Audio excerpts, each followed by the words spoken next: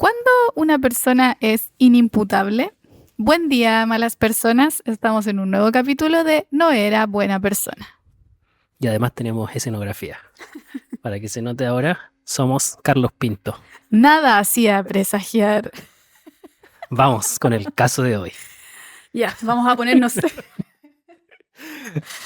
Para la gente que está escuchando, Serio. solo para la gente que está escuchando, es una máquina de humo y Sí. estamos tapados. Y acabamos de estar intoxicados ya. Bueno, nos ponemos serios. Hablamos de la mala persona del día de hoy, quien es Issei Sagawa, el caníbal japonés que nunca pisó una cárcel.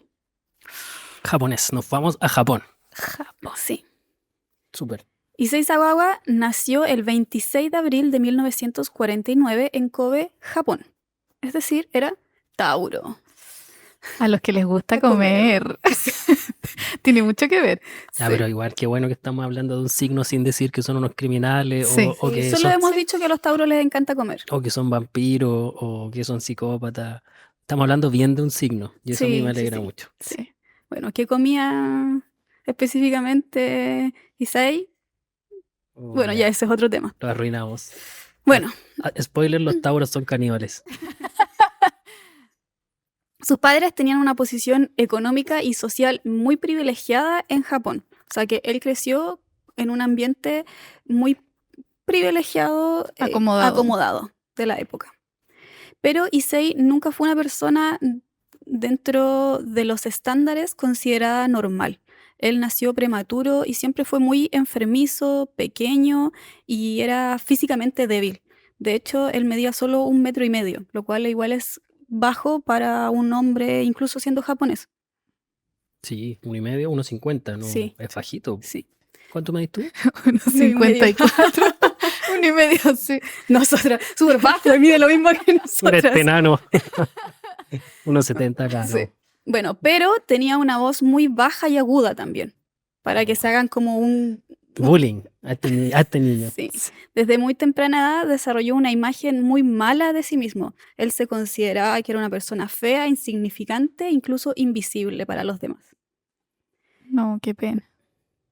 En el colegio era un estudiante brillante y destacado en los estudios, pero le costaba mucho acercarse a las mujeres y era demasiado tímido. Igual es como un estereotipo súper como claro del clásico nerd como de colegio, ¿no? Sí, de nerd japonés igual, así como el de anime. Como de Dan Dan Dan, el Ocarín. Sí. Es muy él, ¿no? Bajito, no lo compares con él. Ocarun. Bajito, lentes, bueno, para estudiar. Sí. Habla así agudito. Sí. Bueno, en la adolescencia comenzó a desarrollar una obsesión por mujeres occidentales. Rubias, altas, de ojos de color celeste, con la piel muy blanca. Belleza hegemónica. Sí, pero esta era una atracción no en un sentido tan convencional. Él lo que veía en esas mujeres era que las deseaba para poder comérselas. Comérselas literal. Wow, ya, y pero eso lo descubrió él, o sea, él lo tenía claro. Me gustan las mujeres occidentales para comérmelas. Sí. Curioso, porque en el fondo debe haber pensado que la carne de ellas era mejor. No sé, como podría haber dicho, quiero comer mujeres en general, pero no quiero comer mujeres afrodescendientes, no quiero comer mujeres asiáticas, quiero comer mujeres rubias. Sí. Es curioso. Debe haber pensado que tenía un mejor sabor. Claro. Sí. Él tiene varias excusas al respecto, pero una de ellas es que no tuvo una buena educación sexual en su casa, pero nadie, realmente. Sí. Igual estamos hablando de mala la Japón excusa. post Segunda Guerra Mundial, igual puede ser que su familia haya sido muy conservadora, pero él dijo que todo esto él lo descubrió solo y no quiero juzgar aún, lo voy a dejar ahí, pero yo creo que él sí sabía distinguir bien el bien del mal. Ya. Pero él dijo que él descubrió todo esto por sí solo, que eran las cosas que lo excitaban sexualmente hablando. Que eran las mujeres rubias. Una noche, cuando él ya tenía 23 años, ingresó a la habitación de una mujer alemana que estaba de intercambio en Japón. Esta mujer vivía en el mismo edificio que su abuela y él ya la había seguido durante días. Él ingresó a la casa de esta mujer con una máscara y él lo que quería hacer era comérsela. Pero la mujer, en cuanto lo vio, en cuanto lo sintió entrar a la habitación, despertó, se asustó, lo tomó del brazo, así lo removió, salió corriendo y llamó a la policía. Y a él la policía se lo llevó detenido. En la policía, él dijo que él lo que quería hacer era violarla. Ya, igual es particular su modus operandi, pero es como débil, entonces... Sí, me imaginé como un gnomo entrando a la pieza. Perdón. Pero imagínate, una mujer alta, rubia, alemana, entra un chico de 1,50 con una máscara. Tal cual, así mismo fue. No lo pudiste describir mejor. Tú lo decías y decías, este delito no va a salir porque ella debe tener más fuerza. Exactamente, sí. El padre Issei era millonario y era una persona muy influyente en Japón y le pagó a esta chica para que retirara todos los cargos. El cargo que había, recordemos, no era que a nadie sabía que él se la quería comer. Era porque él quería violarla. Violación. Pero de todas formas, su papá lo llevó al psiquiatra para que le hicieran una evaluación, pero Issei no continuó con el tratamiento. 5 años después, él se mudó a París a continuar con sus estudios. Él en la universidad estudió literatura y se especializó en literatura inglesa, por lo que se mudó a la ciudad de París para continuar con estos estudios. En ese lugar conoció a René Harvelt, una mujer holandesa de 25 años que se estaba preparando para ingresar al doctorado, hablaba 4 idiomas y era una mujer muy brillante y muy amable con todos. Ellos se hicieron amigos, estudiaban juntos, ella lo invitaba a salir incluso con otras personas, hacía que él se sintiera integrado en el grupo. Issei se enamoró de esta mujer y se le declaró e incluso intentó besarla. Ya, pero optimista, súper optimista. Yo no, insisto, no quiero juzgar a la gente fea. No sé si era feo incluso, pero tenías que tenerte mucha fe para, insisto, medir 1,50 y creer que una holandesa te va a pescar. No sé qué altura ha tenido esa chica, pero los holandeses son los más altos del mundo, ¿no? Ya, Sí. pero conste que como que a veces el lugar del mundo donde naciste no es el ideal para ser guapo. Está bien, como que pero- a veces a las mujeres les parece interesante, o a los hombres, las personas de otro lugar del mundo. Un japonés de 1,5 metros. Claro, un japonés de 1,5 metros, más bajito que tú. Estoy seguro que la mayoría de las mujeres no salen con hombres más bajos que ella. Sí, No. puede ser Sí. que de otro color de piel, otra etnia, etcétera, pero sí puede que no es tan frecuente lo de querer salir con alguien más bajo que tú. ¿Has salido con un hombre más bajo que tú? No, es que sería un gnomo real. ¿Verdad? Sería un enano, sería un enano. Difícil. Se la ¿Y pongo tú? difícil al mundo. Estoy con la misma, Y tú no, tampoco. está difícil. Yo creo que se tenía mucha fe porque Ya, es pero difícil. tú sí saliste con una mujer más alta que Uy, tú. andamos sapeando. ¿Holandesa? No, Ya, holandesa. pero sí, po, estuviste Yo con sí. una mujer más alta que tú. Yo he salido con más de una mujer más alta que yo, pero Bien. creo que no es común. Y cuando lo hice, ojo, yo tampoco soy tan bajo, soy muy promedio, 1,70. Igual era un tema para la gente, como, ¿no te molesta que sea más alta que tú? ¿Te lo preguntaron? Sí, un montón de veces. Ah, Y la qué verdad raro. no me molestaba, pero sí creo que él se tenía mucha fe, como, porque no es algo, debió haber sido muy guapo para decir, hoy mido 1,50 y una holandesa me va a tomar en cuenta. No, era flaquito, de hecho no alcanzaba a pesar 50 kilos. Ya, Sí. vamos. Bueno, René, la chica, le dejó súper claro que ella prefería que siguieran siendo solo amigos. No te rías, el amigo lo intentó. Sí. Mucha Pero si fe, uno no po. pierde nada en intentarlo. Bueno, pero Issei aceptó, dijo ya, ok, no hay problema, pero confesó después que desde ese momento no pudo dejar de fantasear con ella y de querer comérsela. Fruto prohibido. Oye, pero el amigo tenía como súper distorsionado entre gustar de enamorarse y gustar de comérsela, como, no sé, es raro. Pero ya hemos hablado de esto en otros casos de caníbales que hemos conversado, es que que se empieza a confundir como el tema de la excitación sexual con el deseo de comerse a la persona. Sí. No, es un patrón al menos, dentro de los casos que hemos visto. Claro, cuando él había llegado años atrás a París, él se había comprado un rifle calibre 22 para protección propia. El día 11 de junio de 1981, Issei le pidió a René que fuera a su departamento. Le dijo que necesitaba que le leyera unos poemas en alemán para grabarlos para utilizarlos después en una clase en la universidad. Y René fue a su casa. Issei le había preparado una cena oriental, que era una comida que a ella le encantaba, y le leyó su poema favorito. Consideremos que ambos estudiaban literatura. Romántico igual. Y entonces volvió a declararse y volvió a intentar besarla. Pero amigo. Y René lo volvió a rechazar. Él le dijo que estaba bien, que continuara con las traducciones y que él iba a ir a la cocina a buscar algo para beber. Pero lo que fue a buscar realmente a la cocina fue el rifle. Ella estaba sentada en un escritorio y él se le acerca por detrás y le disparó por la espalda.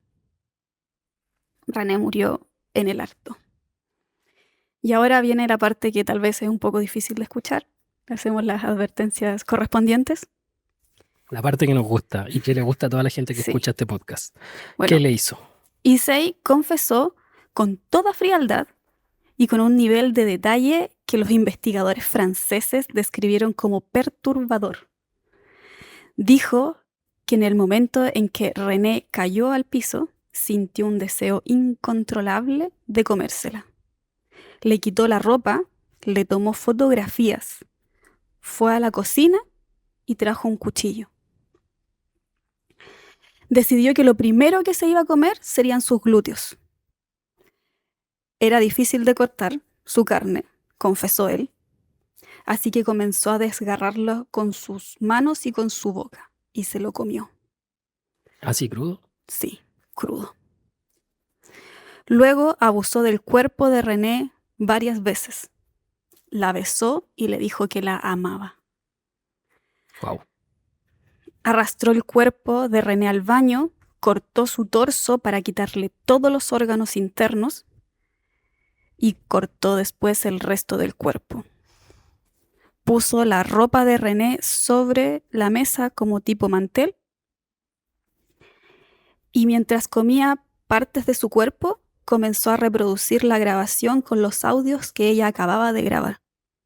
La voz de ella leyendo los poemas. Hay algo, no sé si romántico es la palabra, pero como perturbador. Sí, también, pero... Perturbador, pero como... Sí, como que hay algo entre elegancia y como una cosa... Como que yo me imagino la escena. No, la desgarró.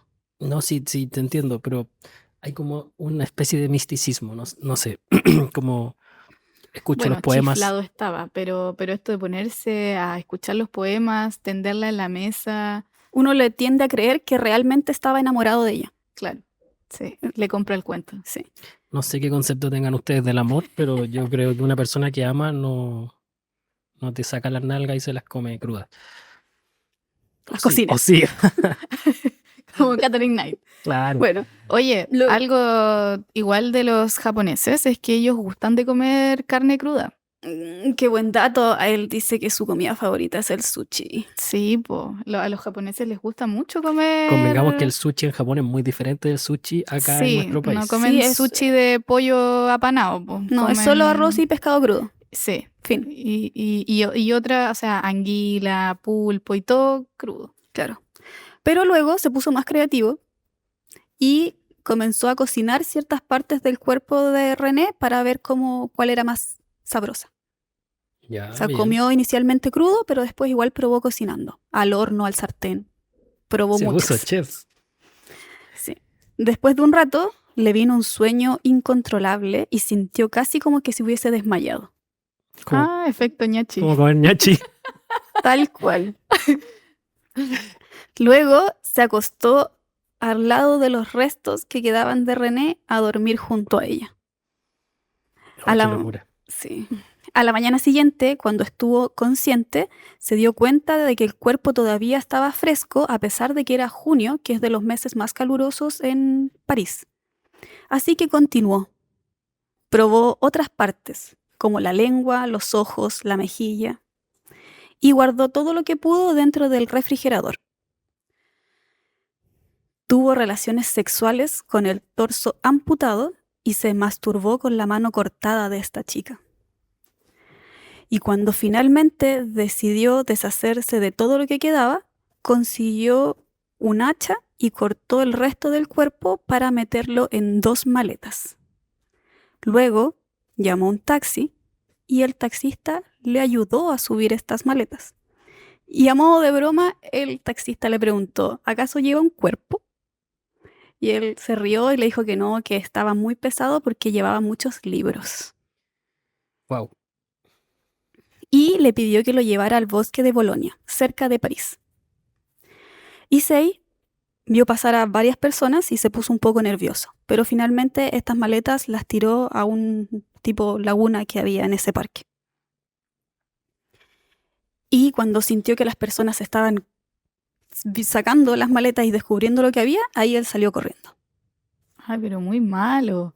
O sea, muy malo encubriendo esa parte del delito, po. Sí. No, es O un sea, genio criminal. No, pero tirarlo en una laguna. Es No, como que sí. siento que es como una pileta de plaza.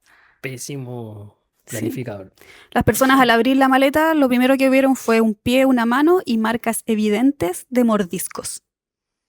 Brutal. Sí. El mismo taxista que lo había llevado fue a la policía inmediatamente cuando salió la noticia. O sea, salió la noticia y él dijo, yo sé quién era la persona que iba con 2 maletas a ese parque. Los policías llegaron a la casa de Issei y él los dejó entrar sin problemas. Encontraron el rifle, la alfombra llena de sangre y las fotografías de cada etapa del proceso. Y en el refrigerador, algunos trozos que quedaban aún de René. Incluso sus labios. Romántico. No, chifláis. Para seguir besándola. Claro. Bueno, acá lo importante es que Issei confesó todo, con detalle, con suma frialdad, y los investigadores no podían creer toda esta escena que estaban viendo, pero todo lo que él contaba junto con las fotografías calzaban con lo que estaban viendo. Por lo tanto, él dijo la verdad. El juicio de Issei justificó sus actos diciendo que él tenía una enfermedad mental. El juez francés determinó que él no era competente para ser juzgado. Fue enviado a un hospital psiquiátrico de París de por vida. 3 psiquiatras lo evaluaron y lo declararon con demencia e idiotez. Y dijeron que nunca se iba a curar. Ese fue el diagnóstico. Pero, momento, ¿idiotez es un diagnóstico clínico? Me encantaría. Perdón, Me encantaría que lo fuera. Pero no. O sea, lo que pasa es que antes, estamos hablando de años 80, ¿no? Sí, en el 81 sucedió. Hace mucho tiempo atrás, y como yo he dicho en muchos capítulos, los diagnósticos psicológicos van variando con los años. Hoy día no existe el diagnóstico de idiotez, pero antes sí, antes existía el diagnóstico de idiotez. Lo que no quiere decir que los idiotas hayan dejado de existir. Solo que ahora no se los decimos como diagnóstico. Claro. Ah, pero por una razón muy obvia, pues es súper peyorativo que tú vayas al doctor, ¿te imagináis? Doctor sabe que me pasa esto, usted tiene idiotez, eso es lo que tiene. No, Sí, no. pues es raro. Si lo hacemos al símil a lo que sería hoy, sería discapacidad intelectual, en el fondo. Disculpen. Ya. Pero ojo que este es un tema súper complejo porque se ha luchado mucho por la utilización correcta de conceptos. De hecho, no se le dice a la gente como tú eres un discapacitado intelectual, sino que se pide más que se diga como eres una persona con discapacidad intelectual, por un tema de no ser peyorativo. Comprendo. Ahora, estamos hablando de otros años y de otros avances respecto de la psicología y la psiquiatría, y en esa época se ocupaban para diagnosticar conceptos como la idiotez. Eh, yo digo desde ya que yo no estoy de acuerdo con la inimputabilidad y que lo hayan mandado a un psiquiátrico. No corresponde con los diagnósticos psicológicos, porque no me quiero adelantar, pero para que a ti te diagnostiquen discapacidad intelectual es algo que tiene que verse desde pequeño. Y por Claro. cómo tú cuentas la historia, no pareciera que él presentara esta discapacidad desde pequeño. A mí Por lo me, menos a niveles académicos siempre fue muy brillante, tanto en el colegio como en la universidad. claro, y quizás no era una persona con demasiados amigos, pero igual se adaptaba a la realidad social, que es como otro elemento para hablar de discapacidad intelectual.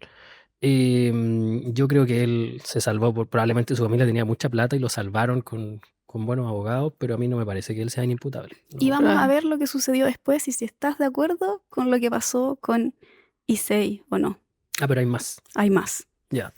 Continuamos. El padre de Issei, tal como tú lo analizaste, era una persona millonaria e influyente. El mismo que años anteriores ya había pagado para que una chica alemana retirara los cargos de su hijo. En el año 1984, 3 años después del asesinato de René, Issei fue transferido a un hospital psiquiátrico en Japón. El argumento era que estaba muy enfermo. Francia no se opuso porque pensaban que le quedaba muy poco tiempo de vida y además estaba gastando recursos de Francia. Entonces, para ellos era maravilloso que se lo llevaran a morir a Japón. Llegó a Japón. Estuvo internado 15 meses y quedó en libertad. Su padre pidió una nueva evaluación psiquiátrica y la conclusión fue que Issei Sagawa no tenía ningún problema mental. El hombre que había matado, desmembrado y comido a René quedó libre. Brutal. No acepto. Espera, ¿y ahí termina esta historia? Queda un poco más a analizar. Ya. El mundo pensó que debía ser juzgado nuevamente, pero lo que sucedió fue todo lo contrario. Issei Sagawa no fue repudiado por la sociedad japonesa, fue celebrado. Primero publicó un libro llamado Cartas de Sagawa, donde contaba con detalle lo que había hecho. Lo escribió otra persona. Después publicó su propio libro llamado En la niebla, que fue un éxito de ventas en Asia. También después publicó un manga que hizo él mismo, mostrando gráficamente lo que había sucedido con René. Lo llamaron a entrevistas, a reportajes. Lo apodaron el padrino del canibalismo. Ya, pero ¿qué onda la sociedad Sí, japonesa? o sea, como ¿Está haciendo una oda? vivimos en el mismo planeta, como Salió incluso en comerciales de televisión, donde él se hacía broma de que él fuera una persona caníbal. Salía como agarrando un tuto de pollo. No, qué locura, weón. Ya, espera, Consiguió incluso trabajo como redactor de casos criminales en Japón y participó ocasionalmente en películas para adultos.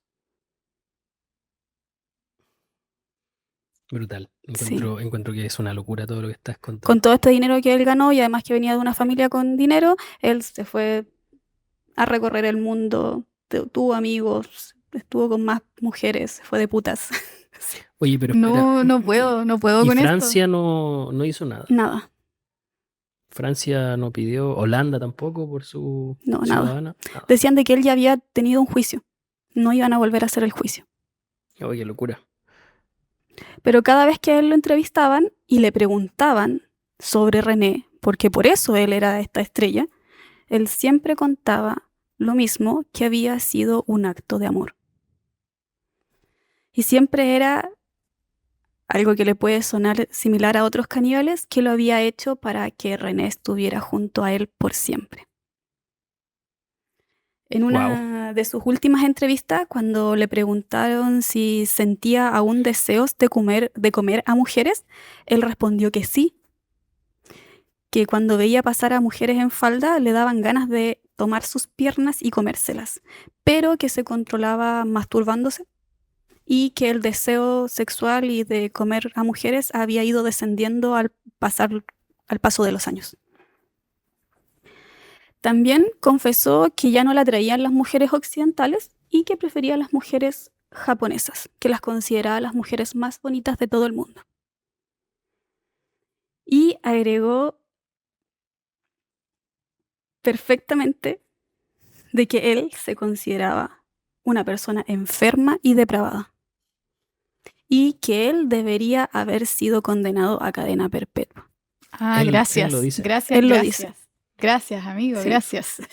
Curioso. Pero en la misma entrevista, él igual se nota que está orgulloso de lo que hizo, de haber matado a René. Entonces, para mí es como un poco contradictorio. O sea, no. Sí, lo que pasa es que aquí tenemos que estar metiéndonos mucho más profundo en el caso y analizar en detalle cómo se dio todo este proceso en que a él lo liberan, pero él, siendo consciente de que está haciendo un acto negativo, tiene a toda la sociedad valorándolo. Me imagino yo que debe haber tema de sentimiento de patriotismo, un sentimiento de superación, un montón de cosas que a los japoneses los hizo verlo como esta figura, no sé si admirable, pero como reconocible. Sí, es un punto súper importante porque yo también al investigar todo esto me causó mucha curiosidad y encontré en algunas partes que hay personas que efectivamente, personas japonesas, que creen que él era como un tipo de héroe por haberse comido a una chica occidental. Claro. O sea, igual los japoneses están bien pinche locos. O sea, a mí me encanta Japón. Yo si pudiera irme mañana a Japón, me iría a Japón. A mí me encanta Japón, me encanta la cultura japonesa y todo. Pero no puedo desconocer de que hay como todo un tema de hombres perturbados. Mujeres también deben haber. Y son bien depravados los japoneses. Sí, o sea, de hecho, si tú te pones a mirar series japonesas, el mismo anime está lleno de sujetos. Siempre hay un depravado en los cuestionables, personajes. po. Estoy demasiado en shock. Pero Estoy así como Sí, mínimo po. como un múltiple. Siempre en todas las series de anime hay un depravado. Sí, Y hay series que son. completamente depravadas. Sí, Sí. sí. Sí, de hecho, hace poco yo estuve leyendo un poco sobre el conflicto como Corea-Japón, como en la Segunda Guerra Mundial, que en la Segunda Guerra Mundial generalmente uno siempre se acuerda de los alemanes, que eran malos, pero los japoneses igual fueron súper malos y fueron horribles con los coreanos. Y de hecho, en lo que estuve leyendo últimamente, hablaba sobre las mujeres de consuelo, que eran mujeres, generalmente niñas, coreanas, que eran secuestradas y llevadas a lugares para que los soldados japoneses tuvieran relaciones sexuales con ella, para satisfacerlo. Y las mujeres cuentan de que perdían la cuenta de cuántas relaciones sexuales tenían al día. O sea, podían haber 20, 30 hombres que pasaban por ella. Mujeres de consuelo. Mujeres de consuelo, mujeres coreanas. Un Entonces, dato por interesante. eso existe como este odio tan grande. Ellas jamás van a perdonar a los japoneses por lo que les hicieron pasar. Y siempre dicen, los japoneses son unos depravados. Eso en el contexto de mujeres de consuelo coreanas. Ahora, convengamos que son otros años, estábamos en una época donde se vivía la sexualidad de un modo diferente, el mundo era mucho más machista de lo que es hoy, donde habían series como Ranma, por ejemplo, que la veían los niños y que son series súper sexualizadas. Yo no estoy justificando a los japoneses, pero quiero decir, es otro contexto. Hoy día todo esto parece una locura porque estamos en otro tiempo. Creo que la cultura japonesa tiene cosas muy buenas. Y es curiosa esta dicotomía entre cómo se les admira a nivel mundial, porque son muy limpios, porque son ordenados. Están la cultura samurái. En general no hay tantos crímenes. Sí tienen el tema yakuza, pero no hay tantos crímenes como en otro lugar del mundo. Y por otro lado, tienes toda esta perversión que además, ojo, que no es menor. Yo creo que si bien es cierto, dentro de los casos que analizamos suelen haber alemanes metidos, hay muchos casos de true crime interesantes de Japón. Muchos. Sí. Que algo te habla de la sociedad japonesa también. Sí, bueno, los padres de Isai murieron en el año 2005. El padre igual en su momento fue removido del cargo de la empresa por porque fue cuestionado por el tema de la liberación de su hijo. Entonces, los últimos años de los padres, a nivel económico, no estuvo tan buena la cosa. Pero Issei, ya contamos antes que se fue por el mundo a pasarlo bien, dijo que perdió toda la herencia y que vivía con un subsidio que le daba el Estado y de algunos de los ingresos que tenía eventualmente por participar en estas películas para adultos, en programas de televisión, pero que estaba muy mal. De hecho, en una de las últimas entrevistas que hay, él decía que ya debía como 5 meses de arriendo, que en cualquier momento lo iban a echar. ¿Está vivo? Murió en el año 2022 de neumonía con 73 años. Wow. En libertad. Y en libertad, eso iba a decir. Está muy enojada acá nuestra... ¿Cuánto tiempo tenemos el dato de cuánto tiempo alcanzó a estar encerrado en el psiquiátrico? Estuvo inicialmente... En Japón estuvo 15 meses. Ya. Y antes 2 años, 3 años. Ya, o sea que el tipo cometió un delito de un tamaño enorme y básicamente estuvo 3 años encerrado. Sí. Y ni siquiera en prisión. No. Una locura. Una locura que te demuestra lo que es capaz de hacer el dinero cuando tienes una persona influyente. Ahora, la justicia francesa, pésimo, porque después... Deberías haber reclamado. No, y más allá de que no haya reclamado, digo que la justicia francesa, pésimo, porque permitieron que una persona que cometió ese delito quedara inimputable y lo mandaron a un psiquiátrico. O sea, claramente esa persona cumplía con todos los criterios para así ser enjuiciado. Es una persona que, si tú le ves la historia de vida, tiene un desarrollo relativamente normal, fue a la universidad, no tiene juicio de realidad alterado. ¿Qué podía argumentar para decir que era inimputable, que no sabía diferenciar el bien del mal?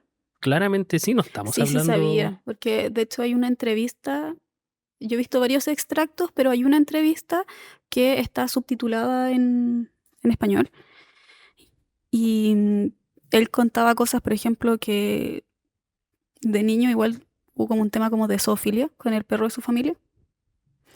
Y él era evidente que él tenía muy claro que eso estaba mal. Entonces, para mí, esa persona sabía distinguir muy bien el bien del mal. No, y claramente, si te das cuenta, se puede observar en sus actos. Fíjate en sus actos. Él se le declara amorosamente una vez, 2 veces, y después de que lo rechazan, le dispara. Por lo tanto, no es como que, no, fue un impulso y la maté. No. Acá hubo planificación, acá hay historias de delitos. Claro, igual hay algo interesante y que todo lo que sabemos de él, más allá de la escena del crimen donde falleció René, todo viene de primera fuente, es lo que él cuenta. Sí, a mí me recuerda mucho el caso de Armin. El caníbal de Rotenburgo. Sí, siento que es muy parecido en muchas cosas. No. Por eso, déjame como aclararlo. Es muy parecido respecto de como la sintomatología que presentan ambos, pero el caso de él es mucho menos... Para los que no conocen el caso, el caníbal de Rotenburgo practicó canibalismo, pero él tuvo la autorización de la víctima. Claro, fue consentido y es el capítulo número 10 de nuestro podcast. Ya hablamos de él. Si quieren escucharlo, pero lo que quiero llegar es que él fue mucho más respetuoso, fue mucho más caballero, más allá que estamos hablando de un delito grave, pero a lo que quiero llegar es que él fue condenado a cadena perpetua. Y fue consentido, fue un delito donde hubo consentimiento. Mucho menos macabro que este. Este tiene un montón de matices más duros y a él lo dejaron en libertad. En esa misma entrevista, el japonés dice que igual él tiene ganas de que se lo coman. Pero ¿quién se va a comer a semejante mierda? Sí. ¡Qué rabia! Me da mucha rabia igual. A mí igual. Trato de ser parcial, pero qué rabia. Sí, a mí la verdad me da mucha pena por la víctima y por su familia. Yo creo que es algo que no hemos hablado en el caso y que me imagino que por respeto no aparece mucho respecto del caso, pero esto para la familia de la chica holandesa debe haber sido terrible. Nada que decir. Si quieren más detalles, como digo, hay documental, están los libros de él, pero sí hay varias entrevistas que tal vez ustedes pueden rescatar, donde él cuenta, como digo, muchos detalles de cómo sucedió, cómo, por ejemplo, cómo no debe ser fácil, lo hemos hablado antes, desmembrar un cuerpo. Eso es un buen dato, me acordé, que él conoció un año antes a una persona en un crucero que era carnicero y él le preguntó que cómo se desmembraba un animal. Entonces, después sucedió el Asesinato. el asesinato de René. Y después él dice, yo le escribí una carta al carnicero dándole las gracias por haberme enseñado. Dijo, pero nunca me respondió. Chuta. Qué curioso. Como que tú fueras mago, o sea, tú eres mago. Sí. Y tú dices, si alguien te dice, hoy tú sabes cómo hacer desaparecer gente. Y tú dices, y tú le enseñas porque te dice, no, yo soy un aficionado a la magia. Y después al año siguiente te manda una carta diciendo, hoy muchas gracias, logré hacer desaparecer a alguien. Y tú te enteras que está en todas las prensas de que tal persona mató a alguien y la hizo desaparecer. No le respondería tampoco. Sí. No sabría qué decirle. No, ojalá que te olvides de mí, porque es lo único que le podría decir. Oye, ¿Puedo partir con la evaluación? Sí, partamos con la evaluación. No, quiero partir yo. Ya. Quiero partir yo porque yo creo que ustedes están muy enojadas y siento que su voto va a ser demasiado irracional. Entonces voy a intentar partir yo para... porque quiero que tengamos en consideración que no es culpa de él que lo hayan dejado en libertad. O sea, no No vas a hacer que cambie mi nota. no es un acto de maldad luchar por la libertad. De hecho, hay países donde escaparse de la cárcel no está penado, porque es natural que el ser humano luche por su libertad. Por lo tanto, si tú te escapas de la cárcel y no te pillan, no te lo van a sumar como delito. Eren llega. La libertad es algo muy importante. Por lo tanto, yo no le sumaría eso. O sea, no es, y aparte que su papá luchó por él, yo tampoco sé si soy capaz de juzgar a un padre que lucha por su hijo, más allá de que haya hecho cosas terribles. Por lo tanto, sé que suena muy mal todo lo que hizo, pero no me parece que sean actos de responsabilidad. De hecho, si lo piensas bien, él confesó, él hoy día te dice, deberían haberme dado cadena perpetua. Entonces, ¿es culpa de él esta indignación que están sintiendo? Yo creo que no. Estoy como un abogado, estoy como en juicio. ¿Es acaso responsable de que la sociedad japonesa lo haya admirado? Yo creo que no. Por eso entiendo su indignación, pero yo siento que el objetivo mató a una persona de una manera terrible y no escapó. Confesó, no escondió el cuerpo, de hecho lo intentó y no le funcionó. Era un joven enamorado. Yo le voy a dar un 7.3. Esa es mi nota. 7.3. 7.3. Ya, van ustedes. Voy.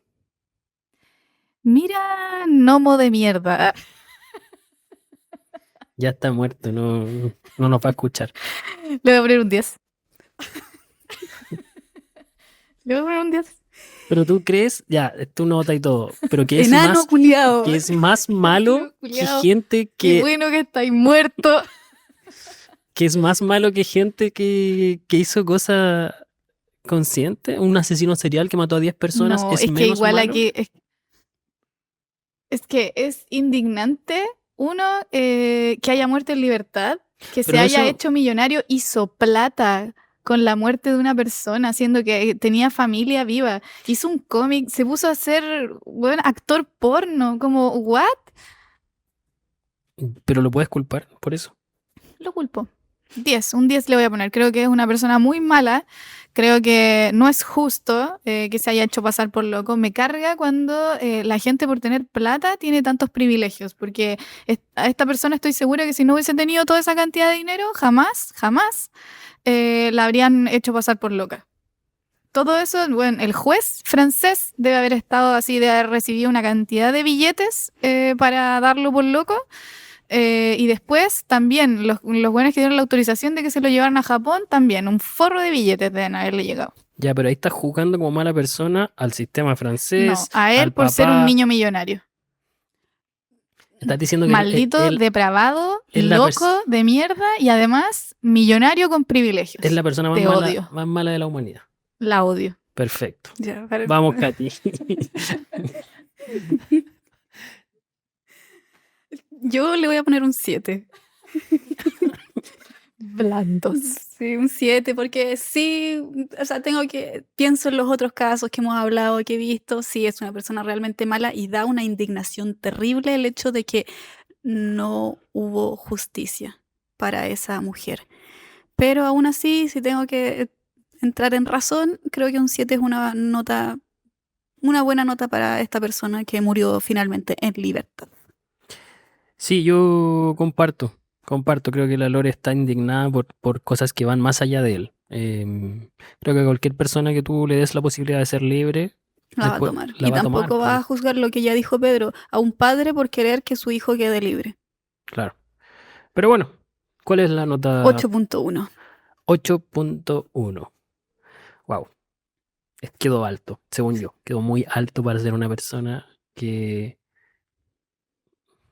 No voy a justificar nada. Sí, no sé, Vamos. algún día vamos a analizar a la sociedad japonesa. Oye, ¿sabemos cómo se llama el libro Eso. de las niñas coreanas? Tírate la recomendación de la semana, que ahora la estamos dando en el podcast para que la gente pueda ir a los libros y estudiar lo que nosotros estudiamos.